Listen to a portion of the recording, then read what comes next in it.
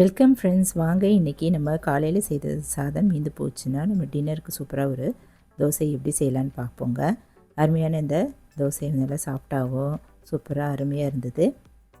இதுக்கு சைட் டிஷ்ஷாக தேங்காய் வெங்காய சட்னியும் எப்படி ப்ரிப்பேர் பண்ணலான்னு பார்க்கலாங்க. இதுக்கு என்னென்ன தேவைன்னு பார்ப்போம்.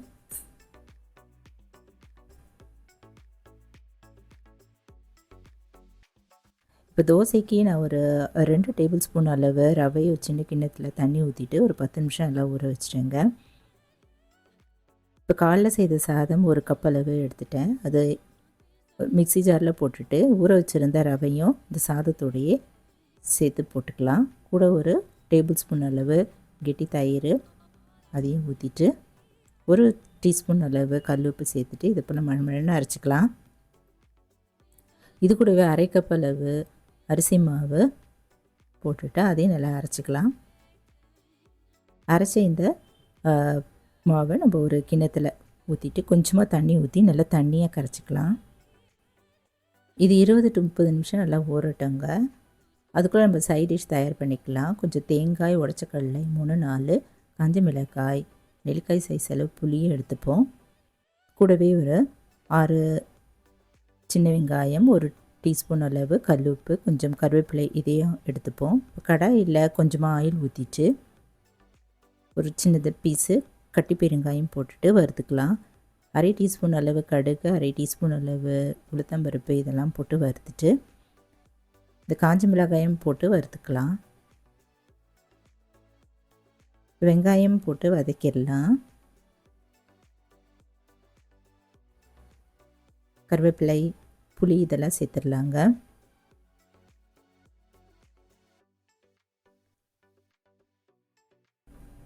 தேங்காயும் சேர்த்துக்கலாம். லைட்டாக இதை போல் வதக்கிட்டு கடைசியாக இறக்க போகிற டயத்தில் உடச்ச கடலை போட்டு கடலையும் போட்டு வதக்கிட்டு நம்ம எடுத்துருவோம், இறக்கி வச்சுருவோம்.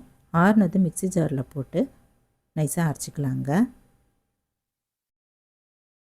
இப்போ இது நல்லா ஆறி போயிடுச்சு. மிக்ஸி ஜாரில் போட்டு கொஞ்சமாக தண்ணி ஊற்றி நல்லா நைஸாக அரைச்சி எடுத்து வச்சுருவோம். இது சின்ன கிண்ணத்துலேயே வழித்து எடுத்து வச்சுருவோம்.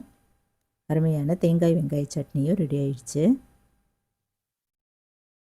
இப்போ இந்த மாவு நல்லா ஊறிடுச்சு. இதில் ஒரு அரை டீஸ்பூன் அளவு பொடித்த மிளகு, அரை டீஸ்பூன் ஜீரகம் போட்டு கலந்துக்கலாம். விருப்பம் இருந்தால் இதில் பச்சை மிளகாய் வெங்காயமும் சேர்த்துக்கலாங்க. இதில் நான் பொடியாக அரிஞ்ச கொத்தமல்லியும் சேர்த்துட்டு இன்னும் கொஞ்சம் கூட தண்ணி ஊற்றிட்டு நல்லா தண்ணியாக கரைச்சிட்டேங்க. ரவை தோசை அளவுக்கு நான் தண்ணியாக கரைச்சிக்கலாம். அடுப்பில் தோசைக்கல் போட்டுட்டு கொஞ்சமாக ஆயில் ஊற்றிட்டு எல்லா இடமும் எண்ணெய் படுற மாதிரி தேய்ச்சி விட்டுருலாங்க. கல் நல்லா காஞ்சதும் ஒரு கரண்டி அளவு மாவு எடுத்துட்டு ஓரத்துலேருந்து அப்படியே நடுவில் அப்படியே ஊற்றிடலாம். சுற்றியில் எண்ணெய் ஊற்றிட்டு ஒரு பக்கம் நல்லா வெந்த பிறகு திருப்பி போட்டுடலாங்க.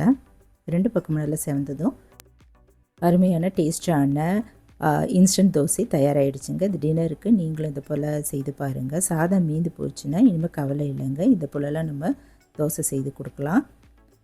சட்னி இதை போல் அரைச்சி கொடுங்க, எல்லோரும் விரும்பி சாப்பிடுவாங்க. சாதம் வேஸ்ட் ஆகிடுச்சேன்னு இனிமேல் கவலை வேண்டாம்.